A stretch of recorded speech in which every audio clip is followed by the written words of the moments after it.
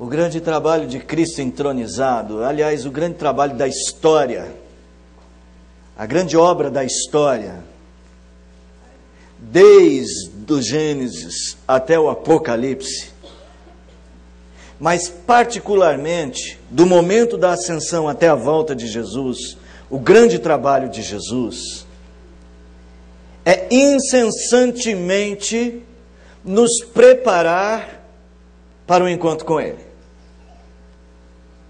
Jesus Cristo não está no céu administrando construção, gente. Não virou ele, não criou uma empreiteira de obras, está lá construindo casas. Ele está construindo vidas aqui na terra. Eu e você. Eu e você estamos no processo. É a grande obra de Jesus Cristo assentado no trono. E para acontecer isso na sua vida, Cristo está governando o universo a seu favor. Não a seu favor no sentido pessoal, dos seus desejos pessoais, mas nos interesses dele de dar a você o maior e o sumo bem, o de se parecer com ele mesmo. Então todas as circunstâncias desta vida, dirigidas por Cristo na sua vida, tem a ver com este preparo. Preparar você para o dia dele. É por isso que Paulo, quando escreve aos crentes lá de Éfeso, ele diz assim, que a igreja, que ele está preparando a noiva, vestindo a noiva, tornando-a santa, imaculada e sem defeito, ataviada para si mesmo.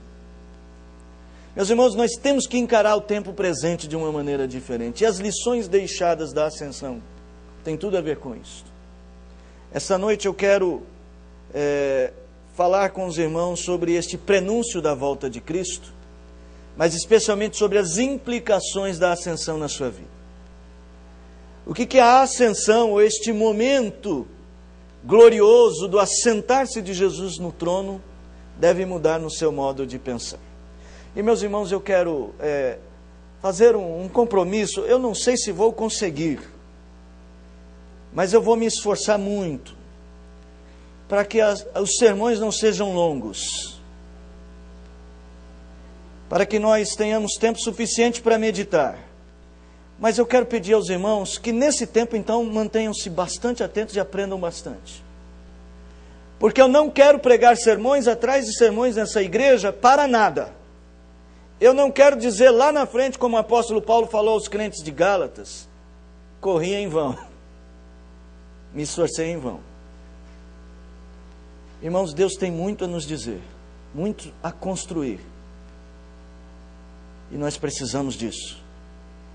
E o Senhor dirige a sua igreja lá do alto pela sua palavra. A palavra de Deus é a voz de Deus no seu coração. E se você perde a palavra, você perde o GPS. Vai ter que refazer a volta, recalcular o caminho. Vocês estão entendendo? Essa linguagem é bem atual, né, para quem tem GPS. Mas você tem um caminho. E ele está apontado por Cristo. Então fique bastante atento mesmo. Os mais moços, para celular, tablet, só se for para ler a Bíblia. Para ficar conversando em WhatsApp, que eu não sei nem como é que chama, se é isso mesmo, ou para ficar trocando mensagens no Facebook, pelo amor do Altíssimo. Olha como é que ela vai fazer Altíssimo. Faz aí Altíssimo. Por amor deste que está lá acima de tudo. Não faça isso, meu jovem. Eu posso não ver, mas Deus vê. E o que é pior, você perde a palavra que dirige o seu caminho. Lâmpada para os meus pés é a tua palavra. E o quê? Vocês creem nisso mesmo? Então vamos pedir a Deus que ilumine nosso caminho mais uma vez. Vamos orar antes da leitura. Eu vou pedir ao irmão Isaías, pode fazer essa oração, meu irmão? Antes da leitura.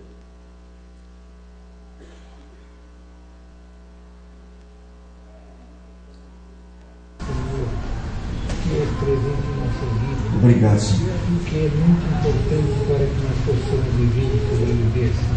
Sim. Seja presente nesse momento, inspirando esse que é o esteio aqui nessa igreja, trabalhando pela tua causa.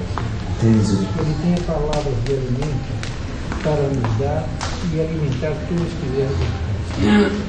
Seja presente nesse momento. Em nome de Jesus, que pedimos hoje. Amém. Amém. Atos, capítulo de número 1.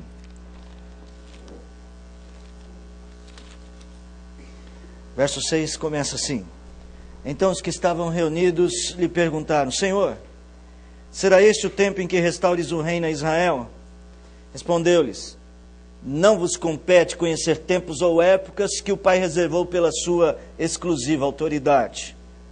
Mas recebereis poder ao descer sobre vós o Espírito Santo.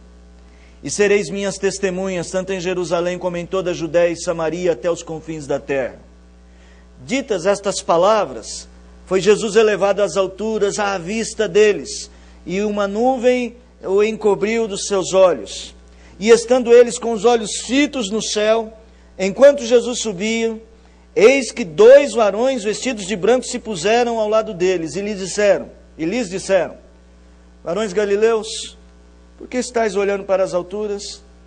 Este Jesus que dentre vós foi assunto ao céu, virá do modo como o vistes subir. Bendito seja o Senhor por esta palavra. Meus irmãos, Lucas tem um interesse muito especial na ascensão. Desde o seu evangelho ele já mostra esse interesse. A ascensão de Jesus marca a história. Muda muita coisa na história da redenção, inclusive. Porque a ascensão de Jesus faz a transição entre a humilhação de Cristo e a sua glorificação. É quando ele chega às alturas, ele se assenta no trono e é revestido daquilo que ele havia dito: toda a autoridade me foi dada nos céus e na terra. Jesus assume toda a autoridade, ele guia todas as coisas. Não há 1 centímetro quadrado em todo o universo que não pertença a Jesus, já dizia Abraham Kuyper. Nós precisamos dessa consciência. E Lucas tem interesse muito especial. Aliás, a igreja primitiva tinha um interesse especial. Meus irmãos, Lucas vai nos mostrar nesse texto uma transição de mentalidade. Uma mudança importante. Porque as implicações da ascensão de Cristo são enormes. Hoje eu não vou abordar todas, porque elas são milhares, eu posso garantir a você, porque toda a Escritura aponta nessa direção. Mas eu vou escolher 3, como sempre, né? 3, como quase sempre, 3 implicações importantes da ascensão. 3 lições que você deve aprender e deve viver, que implicam uma vida diferente, uma maneira diferente de pensar a fé. Só para vocês terem uma ideia de como a ascensão tinha um papel importante na visão de Lucas, abra aí no Evangelho de Lucas, no capítulo de número 9. Olha, nós estamos nos referindo ao capítulo de número 9 de Lucas, no verso de número 51. Perceba que quando ele escreve, Lucas já tem um olhar na ascensão. É uma coisa impressionante, que ele constrói o Evangelho já pensando nela. E aconteceu que ao se completarem os dias em que devia ele ser assunto ao céu, manifestou no semblante a intrépida resolução de ir para Jerusalém. Veja que para Lucas a ascensão era um alvo de Jesus.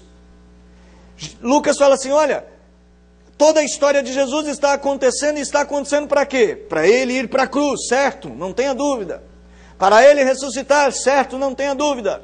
Mas principalmente, e aqui Lucas destaca, para subir aos céus. Porque Jesus, lá na glória, tornou-se o Rei dos Reis e Senhor dos Senhores. Amém. Meus irmãos, isso é importantíssimo. Isso mudou a igreja primitiva.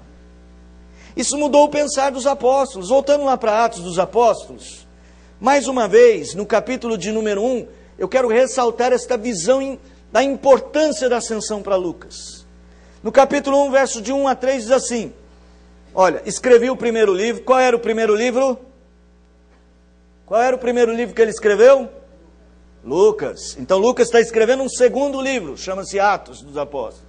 Escrevi o primeiro livro, ó Teófilo, relatando todas as coisas que Jesus começou a fazer e a ensinar, até o dia em que, depois de haver dado mandamentos por intermédio do Espírito Santo aos apóstolos que o escolhera, foi elevado às alturas. Veja que ele põe a ascensão como um marco histórico, uma divisão de águas, ou um divisor de águas. As coisas que Jesus começou a ensinar até o dia em que foi aos céus. Significa que ele continua ensinando. Vocês estão percebendo a importância da ascensão? A estes também, depois de ter padecido, se apresentou vivo com muitas provas incontestáveis, aparecendo-lhes durante 40 dias e falando das coisas concernentes ao reino de Deus. A primeira coisa, a primeira implicação, é que, na verdade, a ascensão, ela deve nos fazer mais concentrados em um novo paradigma de um reino que é transcendente. Quando os apóstolos chegaram perto de Jesus e começaram a conversar naqueles 40 dias, dentre os quais está este dia aqui, desta última conversa com os apóstolos, o tema e as preocupações deles eram essencialmente terreais. Veja o verso de número 6. Então os que estavam reunidos lhe perguntaram: Senhor, será este o tempo em que restaures o reino a Israel? Eles já vinham de uma tradição judaica, eles esperavam um reino físico, geopolítico, dominado pelo Estado judaico. Tinham uma percepção extremamente terreal. Viviam numa esfera e num paradigma de realizações pessoais para este mundo. Suas expectativas não se tornaram expectativas transcendentes. E esta é justamente a mudança que Deus exige agora. É justamente essa mudança que vai acontecer. A resposta de Jesus para eles é: não vos compete conhecer tempos ou épocas que o Pai reservou pela sua exclusiva autoridade. Meus irmãos, nós vemos que então é preciso que o crente comece a desenvolver um discernimento de que não podemos nos concentrar no reino deste mundo. Jesus muitas vezes havia falado para os discípulos que o reino dele não era deste mundo. Em muitas ocasiões, inclusive eu já relato sempre para vocês aquelas palavras que mexem com o meu coração. Jesus diante de Pilatos dizendo: se o meu reino fosse deste mundo, meus discípulos lutariam por mim. Há palavras de Jesus que nos fazem concentrar em coisas que estão muito acima. Esta é uma implicação da ascensão.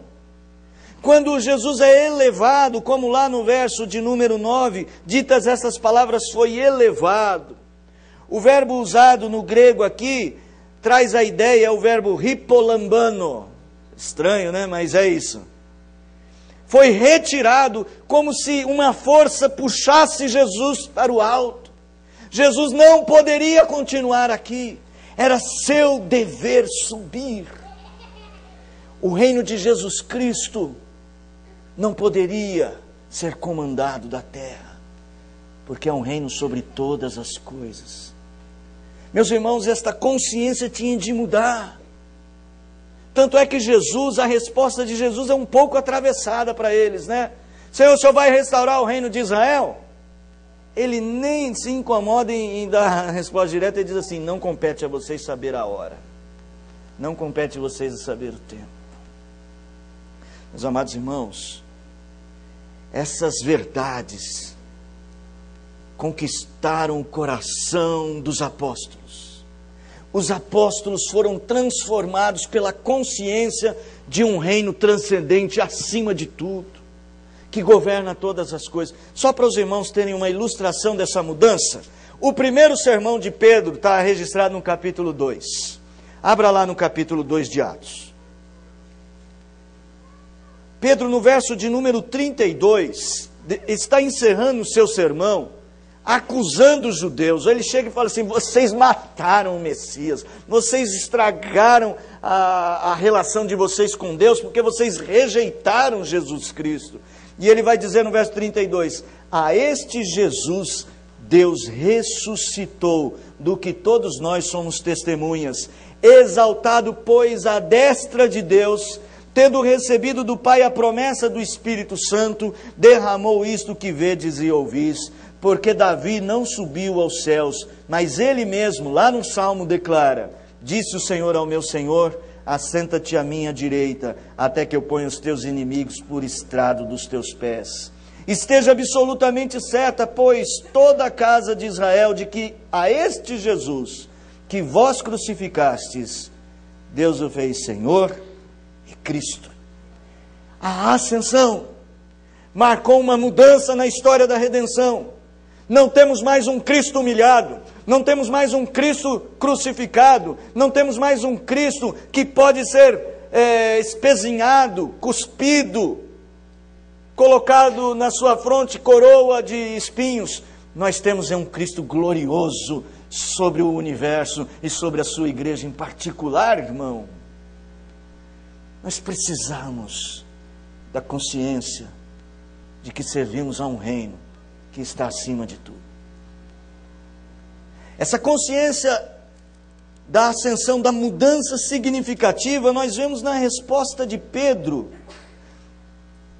A resposta de Pedro sobre Jesus: não há nenhum nome no céu e na terra que importa que sejamos salvos, senão o nome de Jesus. Louvado seja o Senhor.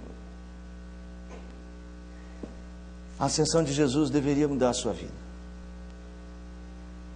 Deveria mudar o paradigma de reino para o qual você vive. Qualquer evangelho que tenha como único propósito as realizações pessoais deste mundo é um evangelho fraco. É um evangelho empobrecido e um evangelho antibíblico. Qualquer vida cristã cujo propósito determinante de todas as ações seja apenas este mundo e as coisas terreais, é um evangelho que não causa mudanças. É um evangelho que não pode fazer você vencer dificuldades. Mas o evangelho de um Cristo Rei, de um Cristo assentado no trono, uma vida que se entrega para Ele, uma vida que decide que, apesar dos meus gostos pessoais, eu vou viver segundo o gosto pessoal do meu Jesus. Eu vou viver para agradar a Jesus. Eu vou viver o projeto de uma vida que se transforma para se parecer com Ele. Este sim é um evangelho que te conduz bem. É um evangelho de salvação.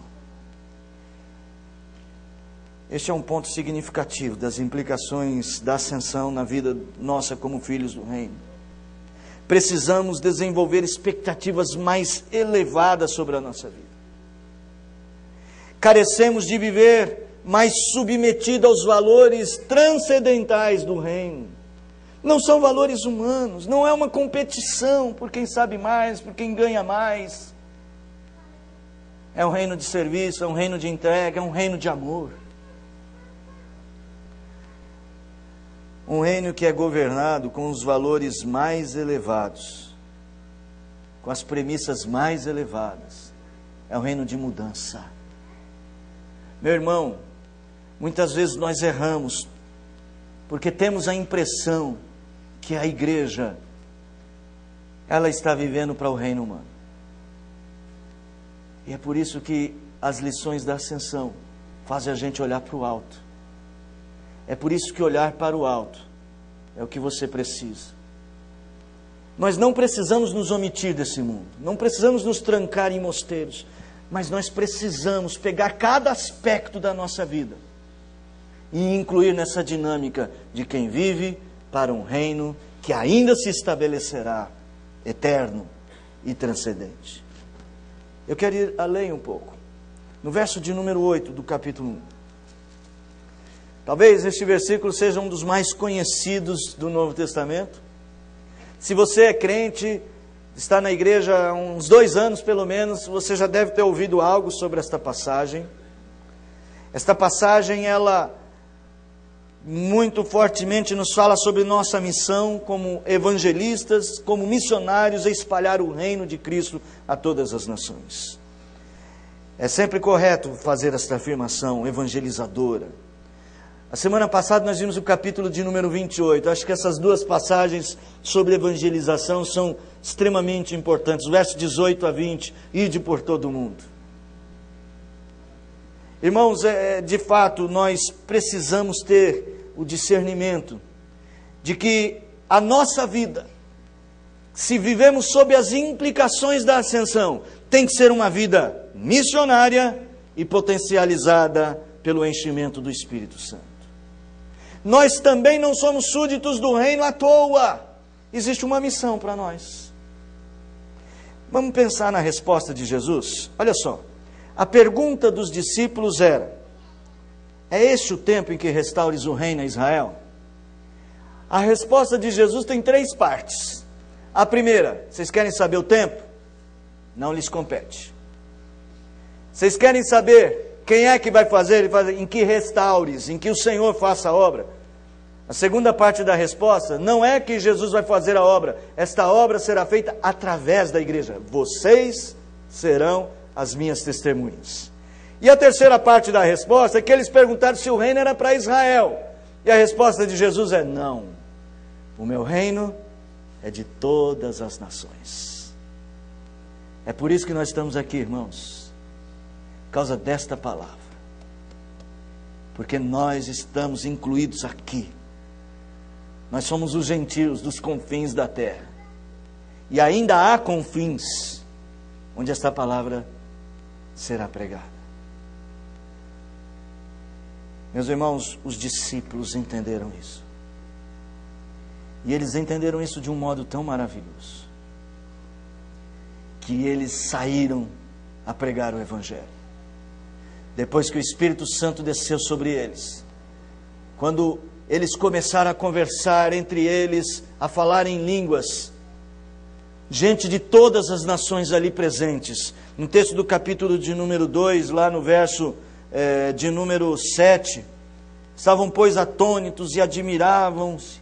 Vede, não são porventura galileus todos esses que estão aí falando? E como os ouvimos falar, cada um em nossa própria língua materna? Eles estavam lá, gente da Mesopotâmia, os medos, os partos, medos, elamitas, naturais da Mesopotâmia, Judeia, Capadócia, Ponto, Ásia, Frígia, enfim, uma multidão mesclada de gente de outros povos. Porque o reino do nosso Senhor não é um reino particular de judeus, não é um reino particular de uma pessoa, de um grupo de pessoas, mas é um reino de todas as nações, irmãos. É por isso que nós temos que falar de Jesus. É por isso que nós temos que entender que as implicações disto é o nosso investimento na obra missionária. É o nosso investimento no pregar a palavra de Deus.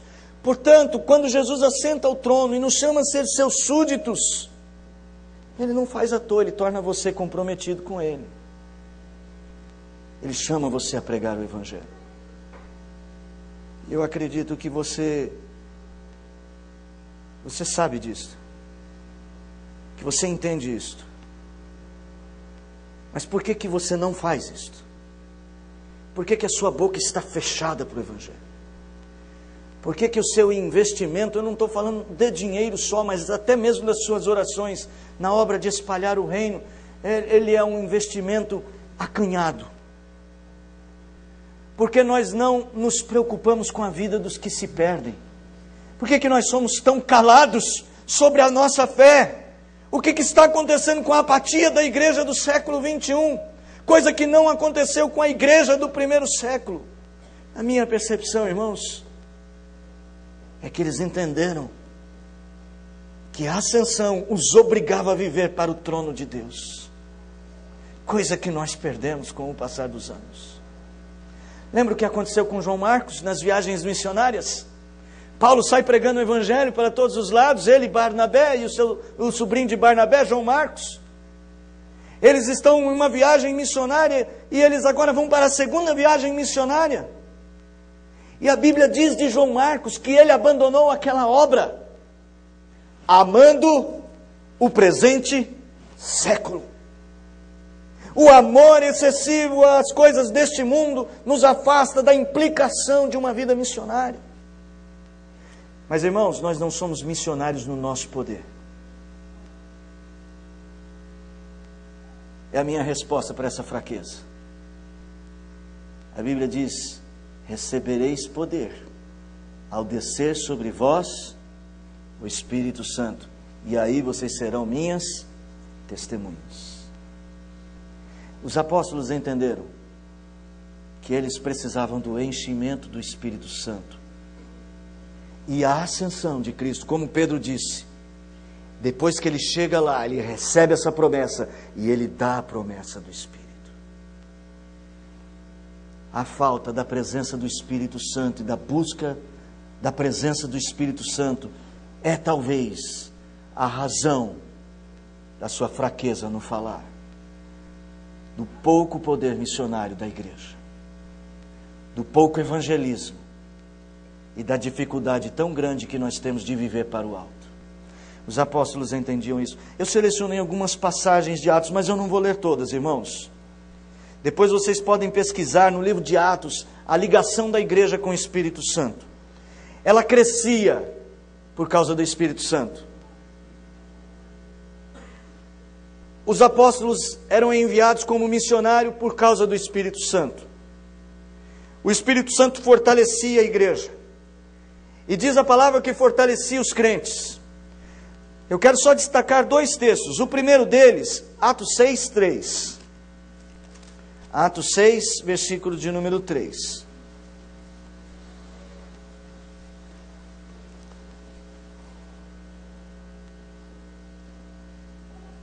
A liderança da igreja era uma liderança que era escolhida e tinha como premissa a busca do Espírito Santo. Preste atenção na seriedade disto, na implicação desta verdade, especialmente para os senhores oficiais da igreja, quer presbíteros, quer diáconos. Aqui estamos falando de um diácono. Mas, irmãos, escolhei dentre vós 7 homens de boa reputação, cheios do Espírito Santo e de sabedoria, aos quais nós daremos esse serviço. Nós precisamos de homens, nós precisamos de mulheres que busquem a presença do Espírito Santo. Digam, irmão, se não é a falta dessa busca que está tolhendo a sua fé, que faz você ficar em casa sentado quando tantos estão sendo destruídos pelo inimigo, enquanto tantos jovens estão morrendo nas ruas sem ouvir o Evangelho, quem sabe uma palavra de conforto, de consolo, de repreensão até. Nós precisamos entender que a implicação da ascensão é que a nossa vida tem que ser vida de busca pelo Espírito, porque justamente Jesus subiu para mandar o Espírito. Convém que eu vá e envie para vós o Espírito Santo. Nós precisamos disso, irmãos. As nossas famílias estão fracassando porque nós não estamos buscando a presença do Espírito. As nossas igrejas podem até muitas delas estarem cheias de métodos humanos, de evangelismos baseado em bastante estratégia humana. A estratégia não é ruim em si. É bom que tenhamos uma boa estratégia. Mas nada substitui o poder do Espírito Santo na vida de um crente. É isso que está faltando na sua vida? É por isso que você anda tão cabisbaixo para Deus, olhando só para os seus próprios pés e para o seu umbigo? É por isso que a igreja sofre com a ausência do trabalho seu? É por isso que as pessoas clamam por uma igreja que fale e que viva e não estão encontrando? Será que é por isso que o Senhor Jesus anunciou que quando Ele voltar, será que encontrará fé na terra? Vamos buscar o Espírito. A primeira implicação é que vivemos para um reino transcendente. A segunda implicação da ascensão, que a melhor maneira de viver para esse reino transcendente é a busca do enchimento do Espírito. E eu quero falar uma coisa: você não alcançará este enchimento se a sua vida for vazia de oração e de Bíblia. Se a sua vida não tiver quebrantamento e se você não tiver perspectivas que estejam acima dos modelos humanos. Capítulo 7 de Atos, verso 55. É o último texto que eu quero destacar. É o último texto para este ponto. Sobre o enchimento do Espírito Santo. Estamos falando do homem líder que foi escolhido, Estevão. Era homem cheio do Espírito Santo. E diz o texto que ele morreu apedrejado. Mas Estevão, cheio do Espírito Santo, fitou os olhos no céu e viu a glória de Deus e Jesus, que estava à sua direita. A ascensão marca este novo modo de viver a vida cristã, cheia do Espírito. A presença do Espírito vai te preparar para os momentos difíceis dessa vida. Porque há tantos crentes covardes com a vida. Falta do Espírito Santo. É preciso o enchimento do Espírito Santo para enfrentar esta vida difícil. E aqueles que viverem cheios do Espírito Santo terão a coragem como a de Estevão. No momento mais gritante em que, quem sabe, um fuzil tiver na cabeça de um crente e for pedido que ele negue a Jesus, cheio do Espírito Santo, ele encara, porque ele sabe que no trono nós temos um rei que está acima de tudo. Olha a visão de Estevão. O que Estevão viu? O trono, Cristo assentado à destra de Deus. Nós precisamos dessa coragem. Último aspecto, irmãos. A ascensão de Cristo implica em um modelo de vida escatológico. O nosso alvo é a volta de Jesus. Escatológico significa, escatologia é o estudo das últimas coisas. A Bíblia é um livro que sempre faz a nossa fé viver na expectativa, na esperança das realizações de Deus. Meus irmãos, a ascensão de Jesus é um ponto de transição. Porque antes, o pensar escatológico do Velho Testamento, eles aguardavam a vinda de Jesus.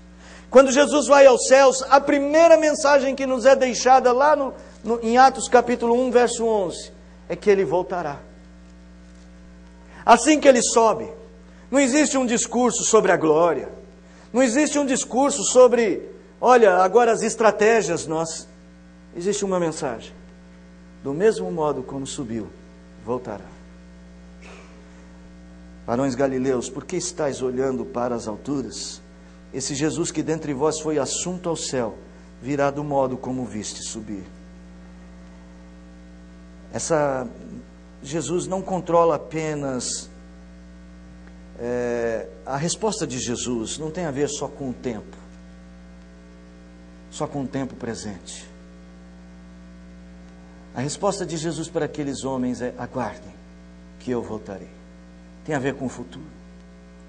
Ser um cristão é viver uma expectativa escatológica do futuro. É renovar a cada dia sua esperança de que à noite a dor, a tristeza, a lágrima, o choro pode durar uma noite, mas um dia a aurora vem.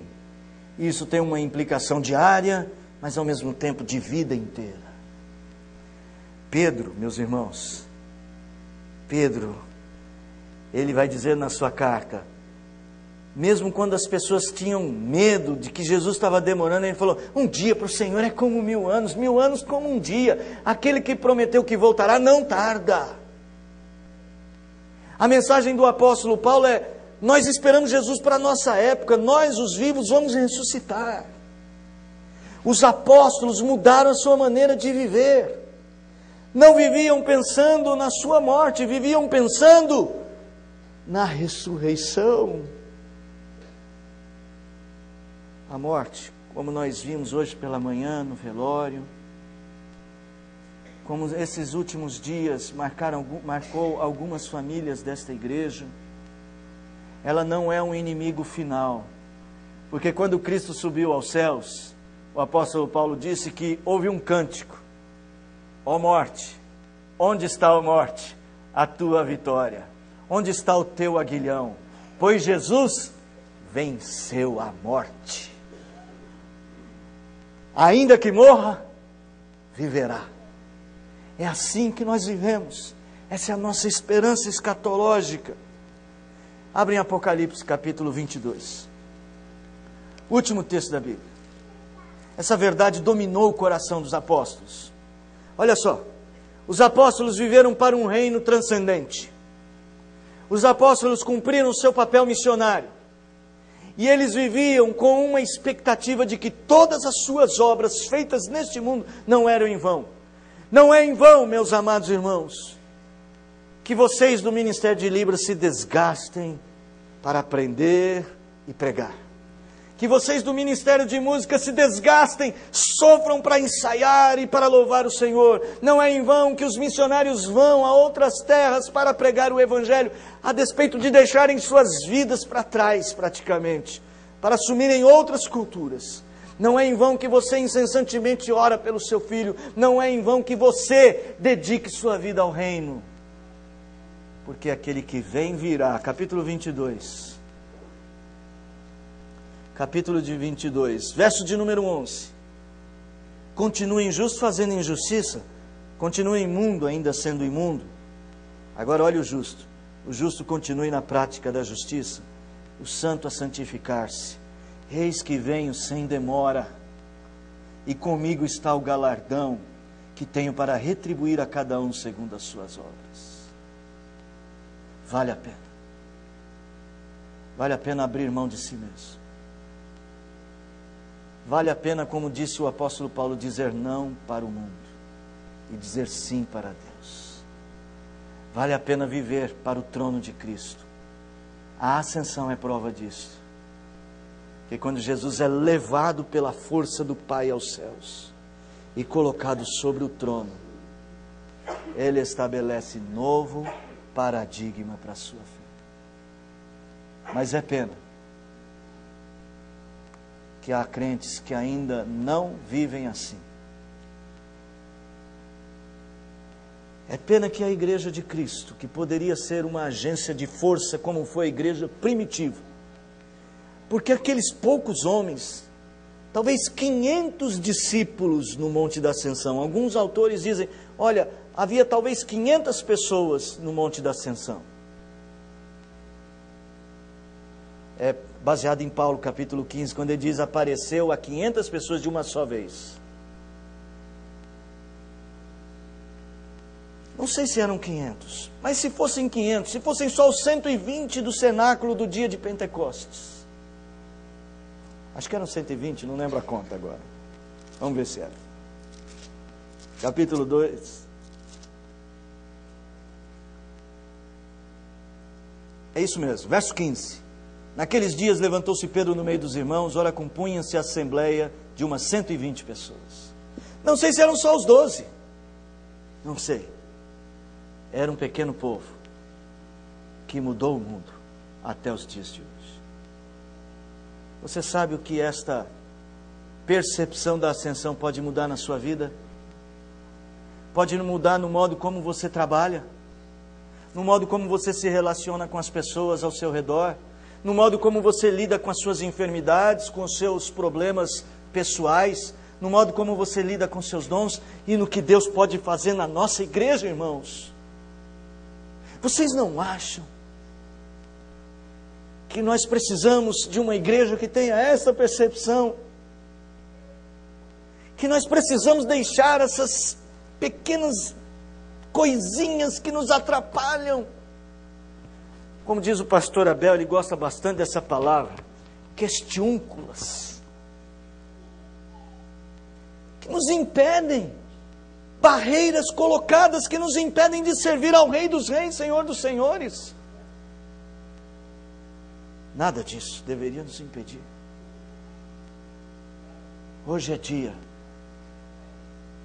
de uma mudança, de uma expectativa. Eu quero convidar você, em nome de Cristo Jesus, que está sentado no trono, a transformar seu procedimento, a fazer compromisso sério com Deus. Abandone o caminho daqueles que não têm amor a Deus e siga no caminho de quem ama o Senhor. Ofereça seus dons. Lembre-se das parábolas que ele contou, falando sobre as virgens, sobre as bodas do cordeiro, sobre a lâmpada que se apaga. A parábola dos trabalhadores, do denário, 5 denários, dos dons e talentos. Lembre-se das palavras de Jesus. Jesus entronizado guia a igreja, que guia a sua vida também. Que as suas decisões sejam baseadas no governo de Cristo sobre a sua vida. E assim você viva para a glória do Senhor.